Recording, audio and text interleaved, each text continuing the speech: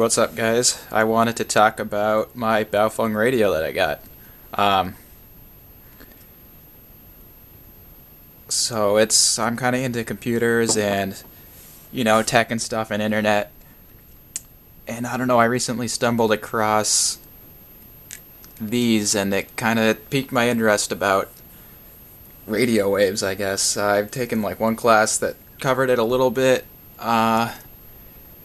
It was sort of high level. I think the most in-depth we went was calculating the distance between two antennas, stuff like that. But I didn't really get much out of it. This is an FM transceiver. It can send and receive an FM signals that are in the, 136 to 174 and 400 to 520 megahertz. Another way that you might see people say that is they'll say it can do 2 meters and 70 centimeters. So I knew nothing about this maybe like 2 weeks ago, and that it was all foreign language to me. But what that means is that some equipment will do some signals, some will do others, and this is just two signals that'll do. 2 meters, 70 centimeters. That's the most common way that you're going to see it talked about when you're actually programming the radio. You'll see that. That means that you can program it between those two ranges, like 136 is the bottom, 174, and then 400 to 520. Now, one thing to keep in mind is that these radios are going to do that, but you can't necessarily legally do that. In fact, in order to use this radio at all to talk, you need to get a amateur radio license. And so I knew that from the get-go. I don't have my license. I'm planning on getting one. But it's pretty cool just to listen. And I figured I had a lot to learn in the meantime, so I just got the radio to mess around with. But can't push these two buttons here. The FCC might find out. So one thing I did is that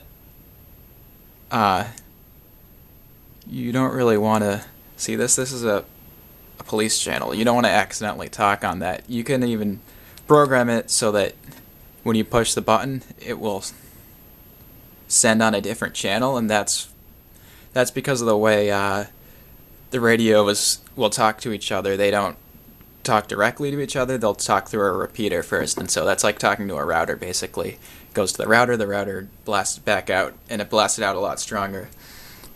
They can do point to point, but the range is going to be limited. So with this police station, it's just turned off, and that signifies that it's off. If I go to a different station, it in fact sends and receives on different channels. I think I went from knowing nothing. There was a lot of things that were confusing about how to program it. Programming it by hand, people say like, oh, don't do that, use the software. It's really not too bad. There's frequency mode, and when you're in frequency mode, you program in the channel that you want to listen on. Say you want to talk and you're still in frequency mode, you would program in the offset. I think that is going to be 26. Offset. The offset is 600, 0.600. That's standard for these channels that we're in. That's pretty much going to be it. I think other bands might have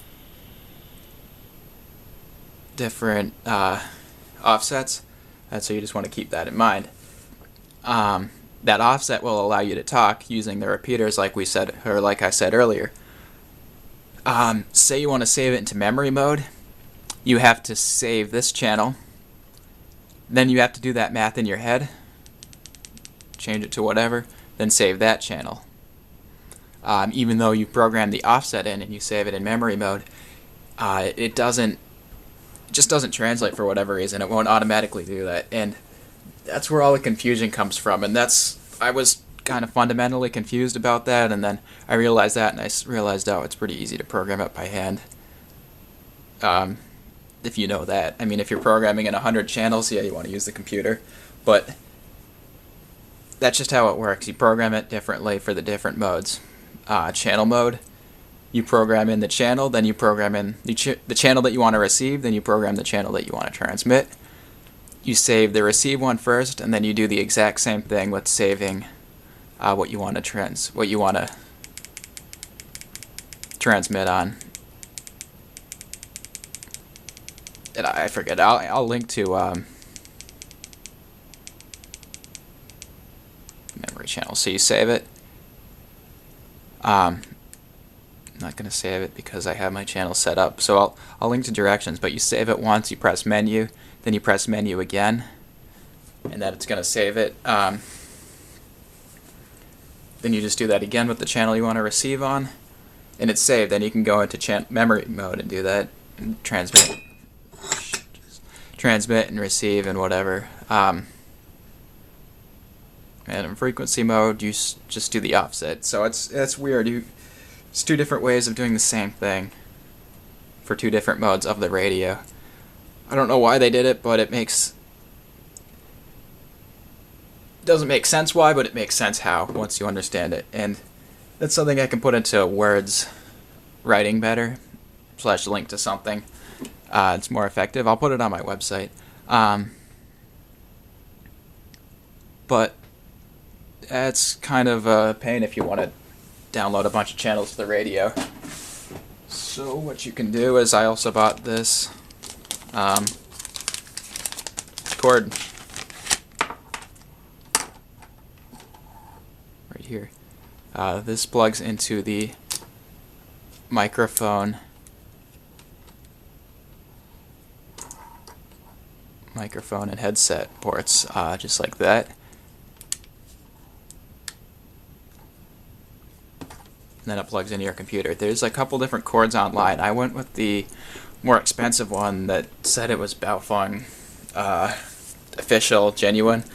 And there were some reviews saying that people had trouble with the radio. This is the UV5R Plus. I should have said that earlier. This is the UV5R Plus, and people said, oh, it doesn't work with this $5 cord. So this was like $20, and I don't know, maybe that's stupid that I spent $20 on this. But it works, and so I have no regrets. It came with drivers. It said it was plug and play. It also came with drivers. I intended to use it with Linux, and if I ran into trouble, then I was going to use a virtual machine or use a different computer and use it in Windows. But I had no trouble using it in Linux, and I can show that either in this video or another video, but I'll do a screen capture for that rather than use the camera. And with Linux, it was pretty much plug and play. There was some stuff with permissions management, which I'll explain. I think the principles could apply exactly the same if you're using Windows, but I can't exactly speak for that. But yeah, it should be easier. Sometimes things are easier in Linux, sometimes they're easier in Windows. There's some give and take to it.